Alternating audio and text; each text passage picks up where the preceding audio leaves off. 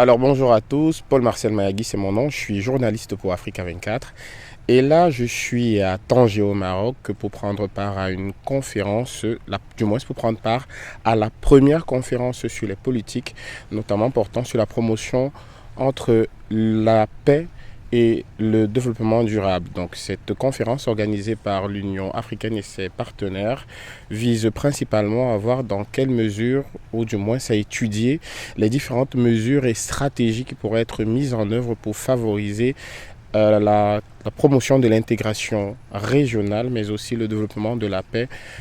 pour contribuer à un développement économique plus durable du continent.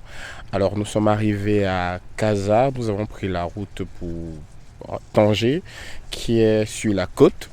et qui est une ville extraordinaire avec deux ports, une corniche très belle, des populations plutôt ouvertes et on a remarqué ici que les populations sont plutôt plus portées vers l'espagnol qui est visible à partir de la côte de Tanger. Donc dans l'ensemble c'est une ville assez attrayante, assez dynamique, les routes sont super bien structurées, une grande autoroute. Le pays dans l'ensemble pour l'instant il ne fait pas très chaud, le temps est plutôt bon. Et au niveau de l'organisation de la conférence, je peux dire qu'on s'amuse un peu, c'est un peu sérieux. Quand je dis un peu sérieux, c'est plus dans le sens de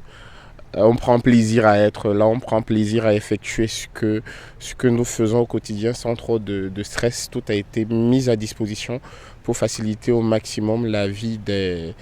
hommes de médias que nous sommes. Pour moi, donc, qui suis journaliste pour Africa 24, qui a pour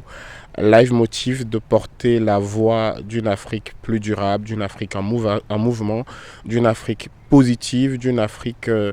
en en plein essor, en plein développement avec des hommes et des femmes d'exception et des histoires extraordinaires qui se rencontrent au quotidien sur le continent. Nous sommes là pour raconter aujourd'hui l'histoire